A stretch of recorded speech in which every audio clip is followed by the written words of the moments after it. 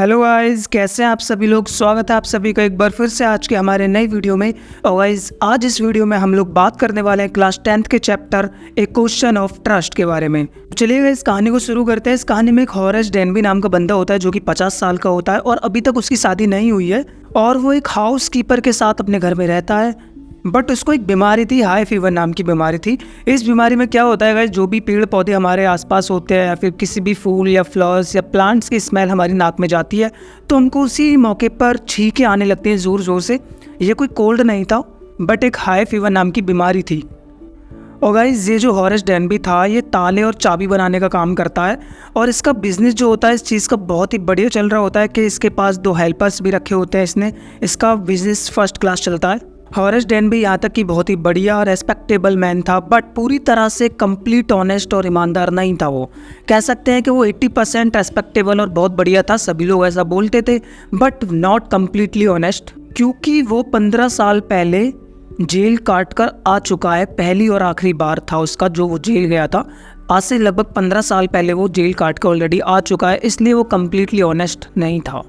Guys, Horace Denby की एक खास बात ये थी कि उसको बहुत ज़्यादा महंगी महंगी और अच्छी अच्छी किताबों को पढ़ने का, खरीदने का बहुत ज़्यादा शौक था। वो इतना शौकीन था रेयर और एक्सपेंसिव बुक्स का कि उनको खरीदने के लिए वो किसी भी हद तक जा सकता था। वो अपने पास पैसों की कमी होने के कारण साल में एक बार चोरी ज़रूर करता था ताकि उन पैसों से वो किताबों को खरीद सके। साल में एक बार ज़रूर चोरी करता था ताकि उन पैसों से वो किताबों को खरीद सके। और जिस भी घर में वो चोरी करने वाला होता है लगभग उसके ऊपर बहुत अच्छे से केस स्टडी करता है कि कहाँ पे कौन सा रूम है, कितने रूम है घर के अंदर, लाइटिंग एरिया कहाँ पे है, गार्डन कहाँ पे है, लॉन एरिया कहाँ पे है, कितने मेन गेट है, कितने बैकग्राउंड गेट है। सारी चीज़ों को अच्छे से डिटेल में जा कर के वो तब चोरी करता था उस घर के बारे में। और इस चोरी करने के बाद वो चोरी के जो पैसे होते हैं उन पैसों से अपने एजेंट के थ्रू बुक्स मंगवाता था ताकि उनको फिर पढ़ सके। यही उसका शौक था, यही उसका काम था। साल में एक बार वो चोरी ज़रूर करता था। एक बार जुलाई में बहुत तेज़ धूप थी और वो एक घर के ऊपर बहुत ज़्यादा स्टडी कर रहा था जिस घर में उसको चोरी करनी थी। और वो घर था शॉर्ट ओवर ग्रेंज में। शॉर्ट ओवर ग्रेंज में जो घर था उस घर में उसको चोरी करनी थी और वो बहुत ही ज़्यादा स्टडी कर रहा था उस घर के ऊपर। और वो स्टडी में ये चीज़ पता लगाता है कि इन दिनों घर के अंदर कोई भी नहीं है, सिर्फ 2 नौकर हैं घर के अंदर और वो भी आज दोपहर को मूवी देखने के लिए घर से बाहर जाने वाले हैं, क्योंकि घर के जो भी ऑनर्स हैं वो ऑलरेडी लंदन में रह रहे हैं फ़िलहाल कुछ दिनों के लिए और वो 1 महीने बाद लगभग वापस आएंगे। और जो नौकर्स हैं, जो घर में जो 2 नौकर्स हैं वो भी आज दोपहर को वो मूवी देखने के लिए बाहर जाएंगे। तो वो हॉरेस डेनबी सोचता है कि मेरे पास बहुत ही अच्छा मौका है, क्यों ना मैं आज के आज ही यहाँ पर डाका डाल दूँ। इस हॉरेस डेनबी अपने चोरी करने का जो टूल बॉक्स होता है जिसमें उसके औजार होते हैं तो ताले वालों को तोड़ने वाले, उसको लेकर के वो पहुँच जाता है उस घर के पीछे वाली दीवार पे और उसके बाद वो गार्डन में दीवार से कूद जाता है। वहाँ पे छिपके से देखता है कि यहाँ घर के जो नौकर हैं वो ताला लगा रहे हैं और ताला लगा करके वो ये भी देख लेता है कि ताली उन्होंने कहाँ पर रखी है। एक्चुअल में जो उन्हें ताली रखी होती है वो घर के बाहर किचन में की होल्डर के ऊपर टांग दी है। और ये चीज़ करते हुए हॉरेस डेनबी उनको देख लेता है और वहाँ से ताली ले करके उनके जाने के बाद वो घर में घुस जाता है। जैसे ही वो घर में घुसता है वो देखता है कि वहाँ तो कमरे के अंदर एक डॉग है, जो कि डॉग उसको देखता है जब हॉरेस डेनबी को तो बहुत ज़्यादा परेशान हो जाता है, चौंक जाता है और उसके ऊपर भौंकने लगता है। बट हॉरेस डेनबी बिल्कुल भी घबराता नहीं है, उसको पता होती है इस चीज़ को कि डॉग्स को कैसे शांत कराया जाता है। और चैप्टर में हमको हॉरेस डेनबी ये भी बता रहा है कि डॉग्स को हम कैसे शांत करा सकते हैं ताकि वो हमारे ऊपर भौंकना बंद कर दें। हॉरेस डेनबी कहता है कि अगर हम किसी भी डॉग की पीठ को रब करेंगे, हल्के हल्के से सहलाएंगे उसको और उसको हम उसके राइट नाम से बुलाएंगे तो वो शायद हम पे भौंकना बंद कर देगा। इसी के साथ सेम वो ऐसा ही करता है और सेम जो डॉग होता है वो बिल्कुल भी रिएक्ट नहीं करता, बहुत शांत हो जाता है और उसके साथ बहुत ही अच्छा बिहेव करने लगता है। अब हॉरेस डेनबी क्या करता है, अपने ग्लव्स को पहनता है ताकि उसके जो फिंगरप्रिंट्स होते हैं उनसे वो बचा जा सके। बस ग्लव्स को पहनने के बाद वो घर में चारों तरफ देखने लगता है, इधर उधर देखने लगता है। वो क्या देखता है, दीवार पे इतनी महंगी महंगी और रेयर और एक्सपेंसिव पेंटिंग्स लगी हुई हैं कि उसका दिमाग एकदम गुमराह हो जाता है और वो सोचता है क्यों ना मैं बुक्स की बजाय इन पेंटिंग्स को ही चुरा लेता हूँ, मेरे पास बहुत सारे पैसे हो जाएंगे। और गाइस, हॉरेस डेनबी को ये चीज़ भी पता होती है कि तिजोरी है घर के अंदर कहाँ पे है और इस तिजोरी के अंदर 15,000 पाउंड्स के, जी हाँ 15,000 पाउंड्स की ज्वेलरी रखी हुई है और अगर मैं उस ज्वेलरी को चुरा लूँगा तो मेरा बहुत अच्छे से लगभग 1 साल तक का खर्चा आराम से निकल जाएगा। मैं रोज़ाना हर साल या फिर हर महीने 5000 पाउंड्स की ज्वेलरी बेच दूंगा और मेरा आराम से 1 साल तक का खर्चा चल जाएगा। तो गाइस वापस आता है, वो सोचता है कि अगर मैं पेंटिंग्स को चुराऊंगा तो मेरे घर में इतनी जगह भी नहीं है, मैं इन पेंटिंग्स को कहाँ पे रखूँगा। तो इसलिए वो अपनी जो पेंटिंग चुराने का आइडिया होता है उसको चेंज कर लेता है। वापस वो बुक्स को देखने लगता है, बुक्स से पहले फिर वो प्लांट्स को देखने लगता है। प्लांट्स एक टेबल पे रखे होते हैं फूलों का गुलदस्तक। जैसे कि मैंने आपको बताया हॉरेस डेनबी को ऑलरेडी हाई फीवर नाम की बीमारी थी, तो वो किसी भी पेड़ या पौधे के पास जाता है तो उसको छींकें आने लगती हैं। तो उसने क्या किया, जब वो फूलों के गुलदस्ते को उठाता है तुरंत उसको छींकें आने लगती थी बहुत ज़्यादा। तो उसने क्या करा कि अपनी जेब से एक रुमाल निकाला और अपनी फेस को कवर कर लिया ताकि उसको जो स्मेल है नाक के अंदर ना जा पाए और उसको छींकें आनी बंद हो जाए। गाइस उसको बहुत जल्दी से चोरी करनी थी बुक्स की, क्योंकि उसके पास सिर्फ और सिर्फ 4 ही घंटे थे। वो 4 घंटे के अंदर उसके जो नौकर हैं, घर के दोनों घर के जो नौकर हैं वो वापस आ सकते हैं। तो इसलिए उसको 4 घंटे के अंदर अपना सारा का सारा काम निपटा के यहाँ से 9-11 तेजी से हो जाना है। अब वो आगे बढ़ता है, जिस कमरे में तिजोरी रखी होती है वो उस कमरे की ओर बढ़ता है और वो देखता है कि छत के ऊपर एक अलार्म लगा हुआ है जो कि वहाँ पे उसको टच करने से बच सकता है। तो इसलिए क्या करता है, वो पहले ही जा करके उसके जो अलार्म के वायर होते हैं उनको काट देता है ताकि अब कोई भी बेल की आवाज़ ना आ पाए। गाइस आपकी जानकारी के लिए बता देता हूँ उस घर के बारे में, कहाँ पे अलार्म लगा हुआ है, कहाँ पे कौन सा रूम है, कितने कमरे हैं, कितने मेन गेट हैं, कितने लॉन्स हैं, कितने बैकग्राउंड है, बालकनी है, ये सारी चीज़ें उसकी जानकारी के लिए बता दूँ आपको कि ये जो उसको इन्फॉर्मेशन मिली थी ये सारी एक मैगज़ीन से मिली थी।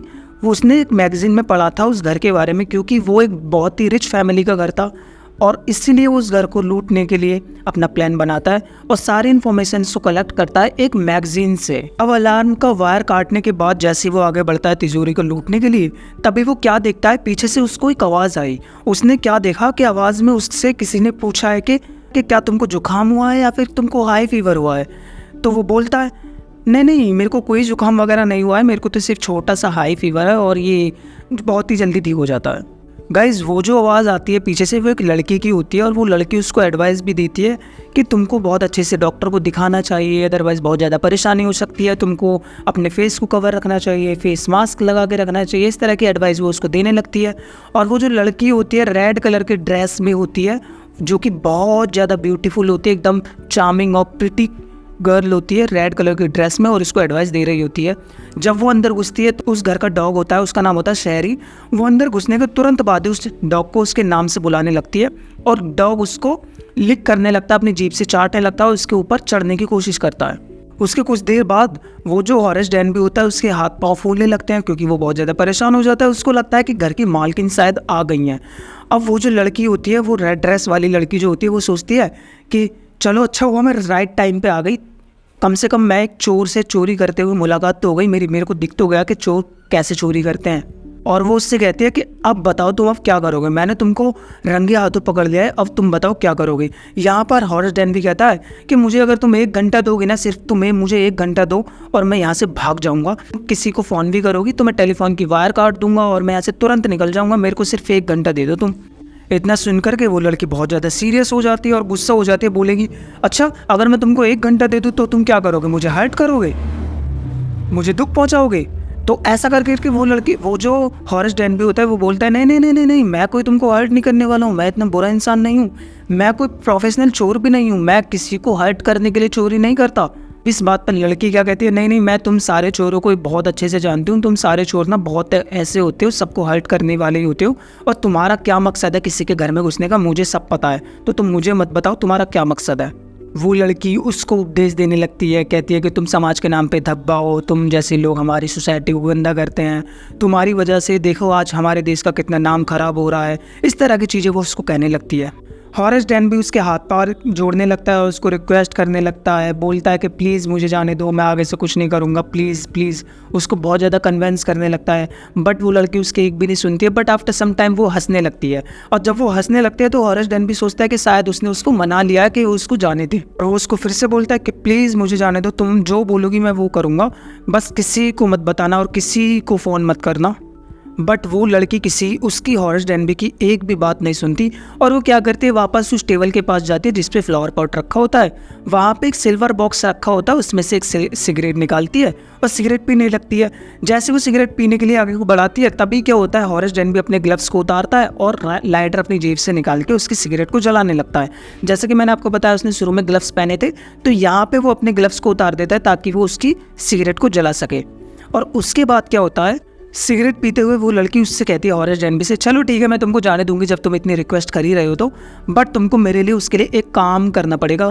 तो बोलता है कि हाँ ठीक है, मैं तो बिल्कुल कुछ भी करने के लिए तैयार हूँ, जो तुम बोलोगी मैं वो करूँगा। वो बोलते हैं कि मेरे जो हस्बैंड हैं वो 1 महीने बाद ही यहाँ पर आएंगे और वो जो तिजोरी है उसका मैं लॉक भूल गई हूँ, क्या नंबर है उसका, एक्चुअली मेरे को पिन कोड उसका याद नहीं है, और मेरे को आज शाम को ही किसी अर्जेंट पार्टी में जाना है, तो मेरी ज्वेलरीज उसके अंदर रखी हुई हैं, तो क्या तुम प्लीज़ उसको तोड़ सकते हो ताकि मेरे को ज्वेलरीज मिल जाए।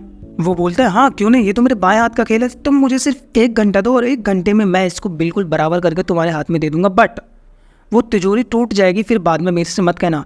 वो बोलते हैं हाँ कोई बात नहीं, जब 1 महीने बाद मेरे हस्बैंड आएंगे तो हम उसको वापस से रिपेयर करा लेंगे, तुम उसकी चिंता मत करो, तुम बस मेरे को मेरी ज्वेलरी निकाल के दो क्योंकि मुझे आज ही शाम को अर्जेंट किसी पार्टी में जाना है।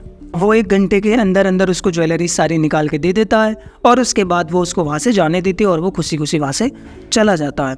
अब लगभग 2 या 3 दिन हो जाते हैं, वो सोचने लगता है बैठा बैठा कि अरे अब मैं कोई चोरी नहीं करूँगा, बट क्या उन बुक्स का क्या जो मार्केट में नई नई आई है, चलो मैं एक काम करता हूँ, दूसरा कोई प्लान बनाता हूँ, देखता हूँ मैं किस तरह से उन बुक्स के लिए पैसे कलेक्ट कर सकता हूँ।